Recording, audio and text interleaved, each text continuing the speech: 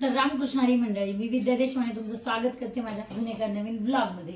आणि खरंच मला स्वतःला आवरायला सुद्धा वेळ भेटेना, इतकं मी ब्लाउज मध्ये आणि हेअर कानामध्ये रोज कानाला ड्रेस शिवायचा, रोज एक वेगळा, त्यामध्ये एवढं गुंतले ना की मला अजिबात वेळ भेटत नाही स्वतःसाठी काय करायला असं म्हटलं तरी चालेल। अजिबात मेकअप तसलं तर मी विसरूनच गेले असं म्हटलं तरी चालेल। तर आज शिवलेला हा सुंदर असा ब्लाउज आहे आणि हा ब्लाउज सेकंड ब्लाउज आहे माझा जो मी या पद्धतीने शिवलेला आहे। तर मला खूप आनंद झालाय हा ब्लाउज बघून की काय सांगू, खूप सुंदर ब्लाउज शिवलाय मीच। तर आता खूप वेळा आणि इंस्टाग्राम आता जसला यूट्यूबला आणि ह्याच्या आधी मला वाटतं एक 9-10 महिन्यापूर्वी पण मला खूप वेळा हा प्रश्न इंस्टाग्रामलाही खूप वेळा कमेंट होती आणि डीएम मध्ये पण खूप लोक मला विचारायचे, म्हणजे लेडीजच अर्थात, की तुमचं आणि तुमच्या जावबाईचं भांडण झालेलं आहे का, तुम्ही त्यांच्या घरी जात नाही किंवा तुमच्या त्याच्याबरोबर व्हिडिओ येत नाही। तर आता जसला ना खूप वेळा म्हणजे माझ्या मागच्या व्हिडिओला जाऊन कमेंट केलेल्या आहेत की तुमची जाऊबाई कुठं आहे, तुम्ही तिच्याशी बोलत नाही का, तुमचं तिच्याशी भांडण झालेलं आहे का। तर तुम्हाला सविस्तर मी माझ्याबद्दल आणि तिच्याबद्दल सांगते की म्हणजे परत तुम्ही असा प्रश्न विचारणार नाही आणि मला अशी कमेंट करणार नाही।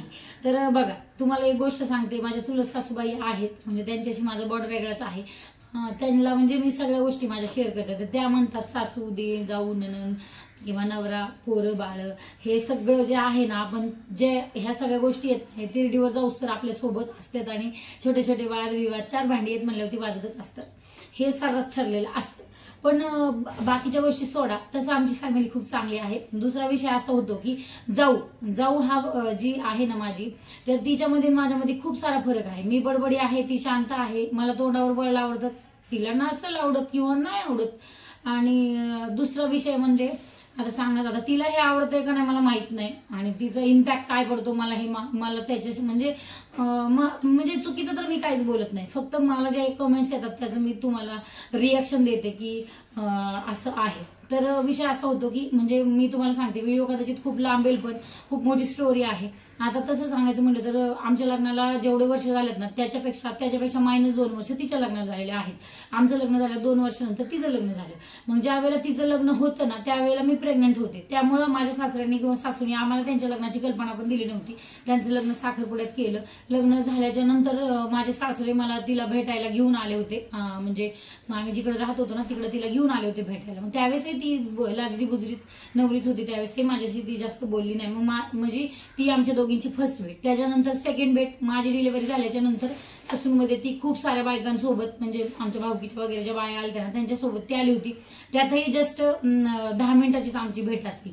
त्याच्यानंतर मला वाटतं शिवमच्या दुसऱ्या बड्डेला, पहिला बड्डे आम्ही केलाच नाही, दुसऱ्या बड्डेला ती आली होती, त्यावेळेस फक्त अर्धा तासच आलेली, जे उठ बस एवढंच, इतकंच आमचं रिलेशन। तिच्याकडे फोन होता की नाही मला माहित नाही किंवा फोनवरही आमचं कधीच बोलणं होत नव्हतं, कधीच आम्ही बोलत नव्हतो एकमेकीशी। मला आणि म्हणजे यांचं दोघांचं बहीण भावांचंही इतका असा बॉन्ड नाहीये माझं म्हणायला गेलं तर। माझ्या म्हणजे तो विषय वेगळा यांचं त्यांच्या भावाबद्दल, ते विषय मी नंतर कधीतरी तुम्हाला सांगेल। पण आमच्या दोघींबद्दल बोलायचं म्हटलं ना तर आम्ही दोघे अशा कधीच भेटलो नाही। आता बघा, लग्न म्हणलं की खूप मोठी भावकी असती, माहेरची लोक असतात खूप सारे, मग लग्नात काहीतरी शब्दाला शब्द होतात, त्यामुळे काही लोक नाराज झालेले असतात, त्यामुळे माझ्या सासरची काही लोक नाराज होती। त्यामुळे माझ्याशी बरेच वर्ष म्हणजे 2-3 वर्ष तरी सासरची काही मंडळी, म्हणजे माझे सख्खे सासरे सोडले ना तर बाकीची मंडळी माझ्याशी खूप दिवस बोलत नव्हती, माझ्याशी आणि माझ्या नवऱ्याशी बोलत नव्हती। आता तो विषय वेगळा आहे। पण त्यावेळेला आम्ही गावाला गेलो ना तर आम्ही सगळे इथं जवळपासच राहतो, म्हणजे आम्हीच फक्त लांबोपडीला राहत होतो। आता हडपसरला आमची ऑल सगळी फॅमिली इथंच राहते, एक अर्धे 1-2-3 किलोमीटरच्या अंतरावर आमची सगळी फॅमिली आहे। तर गावाला गेल्याच्या नंतर ते सगळे एकत्र होऊन राहायचे आणि मी एकटीच पडायची, म्हणजे की जसं मी माझ्या सासूबाईंसोबतच फक्त बोलायचे, माझ्या नवऱ्याशीच बोलायचे। आता गावाकडचं घर तुम्ही सगळ्यांनीच पाहिलं असेल, पण ते सगळे मिळून राहायचे, माझ्याशी कोणच बोलत नव्हतं। पण मला कधी वाईट वाटलं नाही, कारण माझा नवरा आहे ना, मी त्याच्यातच समाधानी आहे। तो बाकीच माझ्याशी कोण बोलतंय किंवा नाही त्याच्याशी मला वाईट वाटायचं, पण मी कधी म्हणजे मी त्याचं हे केलं नाही की मला असं वाईट वाटलं जे मी दाखवलं नाही। पण ठीक आहे, मी माझ्याशी जे बोलायची त्यांच्याशी पण बोलायची, मला कधी राग आला नाही, कारण मला माहितीये हे सगळं निवडत असतं आणि राग थोड्या दिवसाचा असतो. म्हणजे मी त्यांच्याशी बोलत नव्हते किंवा ती लोक माझ्याशी बोलत नव्हती ना, तर ही त्यांच्यासोबत खूप चांगली होती. पण मला कधी राग आला नाही की ती त्यांच्याशी बोलतील माझ्याशी बोलत नाही, असं आमचं रिलेशन होतं. त्याच्यानंतर तिने तिच्या मुलांचे कधी बर्थडे केले, तिने आम्हाला कधी बोलवलं नाही. मी मात्र इन्व्हिटेशन, आम्ही एक पूजा केली होती, म्हणजे शिवमच्या भरपूर साऱ्या शांत्या केल्या, अजून बरंच काय काय यज्ञ, चंडी यज्ञ केला होता मी एकदा, शिवमसाठीच केला होता. तर त्याला पण ती नव्हती, तिची हजेरी नव्हती. आणि कधीच तिने बर्थडेला पण कधी तिच्या मुलांच्या आम्हाला बोलवलेलं नाही. आणि ज्या ज्या वेळेला तिने एकदा बोललं होतं त्यावेळेला मला वाटतं शिवमला घेऊन आले होते. आणि असं कधीच आमची भेटच होत नव्हती, कधीच आमची भेट होत नव्हती. तिच्याकडे फोन नव्हता. मी आत्ता पण तुम्हाला सांगितलं की तिच्याकडे फोन नव्हता. तिने मला कधी आवडीने फोन केला नाही किंवा मीही तिला कधी आवडीने फोन केला नाही. त्याच्यानंतर फक्त आमची म्हणजे सासरी गेलो ना गुढीपाडव्याला तरच आमची भेट व्हायची. मग तिथं सगळेच कालांतराने सगळेच माझ्याशी बोलायला लागले. जे माझ्याशी बोलत नव्हते ना ते सगळेच माझ्याशी बोलायला लागले. मग ती पण यायची. मग आम्ही सगळे मिळून मिसळून गावाला फक्त एकच दिवस राहायचो. मग कालांतराने कधी ती यायची पाडव्याला, तर कधी आम्ही जात नव्हतो. आम्ही तर दरवेळी जातोच, पण कधी ती येत नसायची किंवा काही कारणं व्हायची. मग त्यावेळेला ती नाही आली तर ठीक आहे, म्हणजे इतकं असं आमचं बॉन्डिंग नव्हतं. आणि त्यानंतर एकदा 16 सोमवारचं उद्यापन केलं, त्याच्यानंतर आमची त्यावेळेस तिची आणि माझी भेट झाली. म्हणजे आमच्या ज्या भेटी ज्या आहेत ना अशा तुरळकच आहेत. म्हणजे माझ्या दिरांचं लग्नानंतर दुसरे एक दीर आहे, त्यांचं तर साखरपुड्यातच केलं, ह्यांचं पण साखरपुड्यात केलं. फक्त माझे दुसरे एक अमोल म्हणून दीर आहेत, त्यांचं मात्र लग्न जोरदार केलं. त्या लग्नात मात्र आम्ही होतो, पण त्यानंतर त्या लग्नात मात्र आम्ही दिवसभर सोबत होतो आणि रात्रीही सोबत होतो. पण असं आमच्या इतक्या भेटीगाठी होत नव्हत्या. आता विषय झाला आम्ही बोपडीला होतो त्यावेळेला ते कधीच आम्हाला भेटायला आले नाही. मी मात्र आवडीने इकडे हडपसरला आले ना की मी तिच्याकडे किंवा तिच्या मुलांकडे मी आवडीने जायचे. आणि दिरांचं कसं आहे, दिरांचा स्वभाव माझ्यासारखा आहे, फटकन बोलतात, पण समोर दिसलं की प्रेमाने बोलतात. आणि कदाचित ते विसरूनही जात असतील, आता मी नाही सांगू शकत, बरोबर आहे, ते विसरूनही जातात. आणि मग असा विषय होतो. आणि त्यानंतर मग आम्ही बोपडी सोडल्याच्या नंतर म्हणजे आम्हाला बोपडीला कधी कोणीच भेटायला नाही आलं की आम्ही कुठल्या परिस्थितीत आहोत. झोपडपट्टीसारख्या एरियामध्ये आम्ही राहतोय. खूप म्हणजे एरिया चांगला नव्हता, खूप भांडण व्हायची, लोक खूप भांडगर होती. आता तिकडच्या एरियाला आपण नावं ठेवू शकत नाही, पण खरंच त्यावेळेला आमच्याकडे कोणी आलं नाही, की कोणी आम्हाला बघायला पण नाही आलं की आम्ही कसे राहतोय किंवा काय, कधीच आमच्याकडे कोणी आलं नाही. आणि मग त्याच्यानंतर आमची कधीच अशी व्यवस्थित अशी भेट होत नव्हती किंवा आम्ही दोघी कधीच आम्ही भेटलो नाही. किंवा आमच्या सासूबाई पण कधीच बोलले नाही की तुम्ही येत जावा, भेटत जावा, बोलत जावा, सोबत चांगलं राहा जावा, असं आम्हाला त्यांनी सल्ला कधी दिला नाही. आणि दुसरं म्हणजे मी मात्र आवडीने येत होते आणि जात होते. आणि त्यानंतर मग 1-2 वर्षापूर्वी ज्या वेळेला मी इथं आल्याच्या नंतर मी त्यांच्या घरी रोज जेवायला म्हणलं तर भाऊजींचा फोन यायचा, तिचा फोन यायचा, वहिनी जेवायला, मग मी रोज जेवायला जायचे. मग जेवायला जायचे तर त्यावेळेला शिवम नव्हता, शिवमचे पप्पा कामावर जायचे, मग मी घरी एकटीच असायचे. मग ब्लाऊज शिवून झाल्याच्या नंतर किंवा मग माझं घरात आता दोघंच असल्यामुळे थोडं जेमतेम असायचं. मग काय करायचं म्हणून मग मी त्यांच्या घरी जेवायला जायचे दुपारी. आणि लेकरं असल्यामुळे मला पण तिथं करमून जायचं, त्यांच्यासोबत गप्पा वगैरे मारायचे. मग दिवसभर बसायचे आणि मग घरी यायचे. मग आता हा विषय असा झाला सगळं म्हणजे मी बॉन्ड वाढवला, त्यांनी बॉन्ड नाही वाढवलं माझ्यासोबत, मी बॉन्ड वाढवला माझा स्वतःचा. की मग आम्ही सोबत गावाला जायला लागलो. आता त्यांच्याकडे नाही असं सांगत नाही मी, पण मग आम्ही सोबत कुठं गाडीमध्ये जायचो, फिरायला जायचो. आता शिवमचे पप्पा बिझी असल्यामुळे मग मी म्हणायचे चला त्यांच्याकडे नाहीये तर आता ते माझ्यापेक्षा भारी गाडी घेऊ दे, स्कॉर्पिओ, मला त्याच्याशी म्हणजे त्यांचं चांगलं झाल्यावर मला आनंदच बघायचा आहे. त्यांनी उलट आमच्याकडे तर इको आहे, त्यांनी स्कॉर्पिओ घ्यावी ही माझी इच्छा आहे. की मी मोठी बहिणी आहे त्यांची, तिची जाऊ आहे, त्यामुळे त्यांचं चांगलं व्हावं मी माझीच अपेक्षा आहे, इच्छा नाही.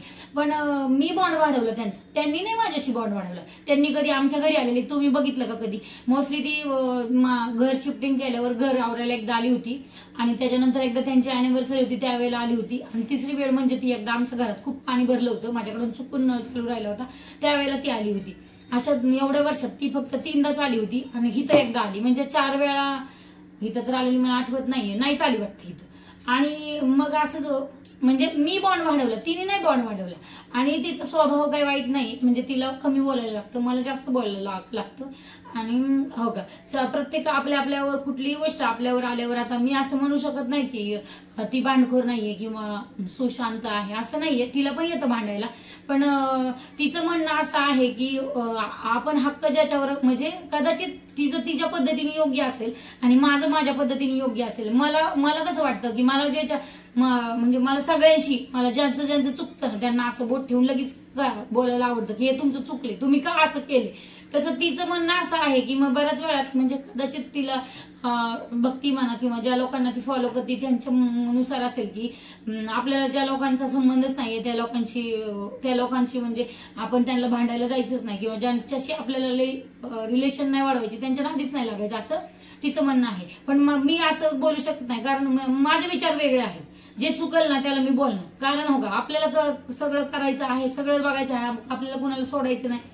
आणि ती ज्यांना फॉलो करते आणि ती कायम असं बऱ्याच वेळा म्हणते की म्हणजे तिचा कदाचित हा स्वाभिमान असू शकतो किंवा तिचा स्वभाव असू शकतो. ती असं सारखं म्हणते की मला कोणाची गरज नाही, आम्हाला कोणाची गरज नाही, पण मला सगळ्यांची गरज आहे.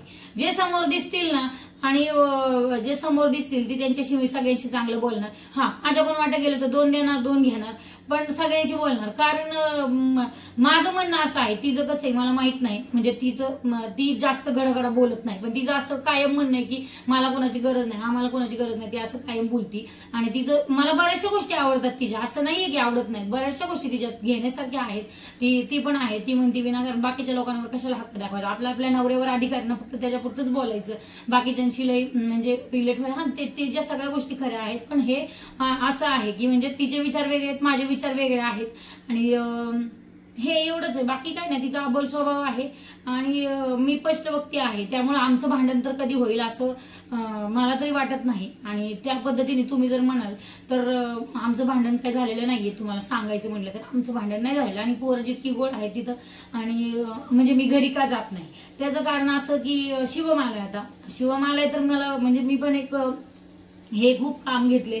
मी एका बुटीकचं काम आणते घरी, मग त्या बुटीकचं काम, मला हे घरचं काम आणि शिवम आल्यामुळे आता माझा नाश्ता वाढला, जेवण वाढलं, म्हणजे त्याच्या जबाबदाऱ्या वाढलं, त्याला क्लासला नेणं आणणं नेणं. मग त्याला घरातून मी कुठे गेलेले आवडत नाही, तो म्हणतो आपल्या घरी थांबव मी, मग त्याच्यामुळे मला तिच्याकडे जाणं होत नाही. आणि दुसरं कारण म्हणजे ती आता खूप लांब राहायला गेली आहे, ती इथं राहत नाही, खूप लांब गेली. आणि तिच्या जाण्याचा व्हिडिओ वगैरे टाकला असता तर व्हिडिओ टाकायला त्यावेळेला मी अवेलेबल नव्हते, मी माहेरी गेले होते, त्यामुळे व्हिडिओ टाकू शकले नाहीये. ती इथं नाही राहायला, तिच्या मुलांची शाळा शिफ्ट केल्यामुळं ती लांब राहायला गेलेली आहे. आणि मी तर अजून कधी तिकडे गेले नाही, कारण शिवम आल्यामुळे मीच खूप बिझी आहे. तर आमचं काही भांडण वगैरे काही झालेलं नाहीये. आणि भांडण होण्याचं कारण होतच नाही, कारण ती खूप शांत आहे आणि मी खूप आगाऊ आहे असं मी स्वतः मान्य करते. आणि मला खूप लोक बोललेत आता ह्या 2-4-6-7 महिन्यात, तर खूप लोकांनी मला इतकं म्हणजे घाव केलेला असं म्हणलं ना तरी चालेल की खूप आगाऊ आहे, खूप तडातडा बोलती, खूप असं करती. पण त्यामागे लोकांनी कधीच मी चांगल्या केलेल्या गुणांची किंवा मी केलेल्या चांगल्या कामांची त्यांनी जाणीव ठेवली नाही. त्यामुळे आता मला कसं करायचंय किंवा मी काय करेल हे मी आता सांगू शकत नाही.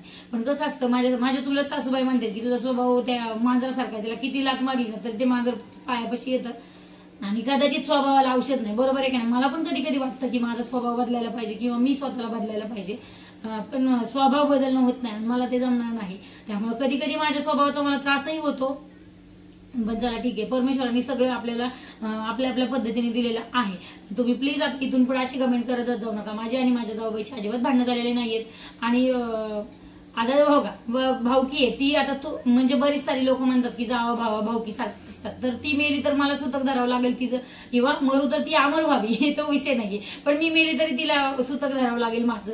आणि बाकीच्याही गुणाचं काय झालं तरी आम्हाला एकमेकाचं सुतक धरावं लागणार आहे. माझ्या माहेरची सुतक धरणार आहेत का सांगा. त्यामुळे माझं स्वतःचं असं म्हणणं आहे की आई वडिलांना बोललं तर आई वडील विसरून जातात.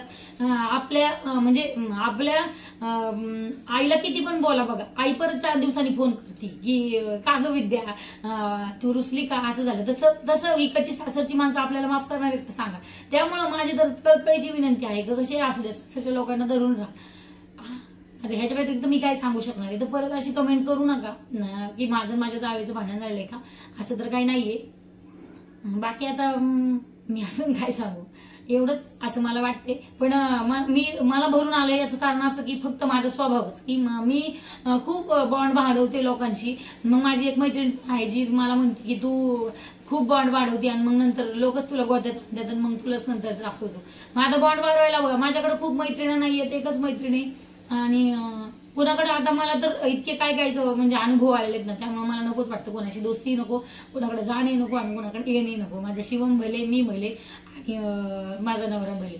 बरोबर आहे की नाही. त्यामुळे ही एक योग्य मला वाटतं की माझ्यासाठी हे खूप मोठं आहे की मी स्टिचिंग करते ना, त्यात मी खूप सुखी आहे आणि त्यातच मी आनंदी राहावी. पण परत अशी कमेंट करू नका, माझ्या जावेचं आणि माझं काही झालेलं नाहीये, आमच्या दोघींचं काही भांडण नाहीये, आम्ही खूप सुखात आहोत आणि तीही तिच्या घरी सुखी राहावी. आता ज्या वेळेला मला जाणं होईल, म्हणजे तुम्हाला आता कळलंच ना की आमच्या भेटी गाठी किंवा आमचं जे काही आहे ना ते खूप झालेलंच नाही.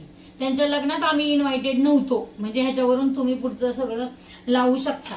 आणि हे म्हणाल तर ह्यांच्या भावाभावांचं रिलेशन्स बद्दल जर सांगायचं म्हटलं तर मी त्याच्यावर स्पेशल एखादा व्हिडिओ बनवेल. बहीण म्हणजे ह्यांचं भावाभावांचं, त्याच्यावर स्पेशल व्हिडिओ बनवेल. पण माझ्या जावेचं आणि माझं भांडण झालेलं नाहीये. तर पुन्हा अशी कमेंट करू नका. बाय, राम राम. तुम्ही सगळे आनंदी राहा आणि मी पण आनंदी राहायचा प्रयत्न करते.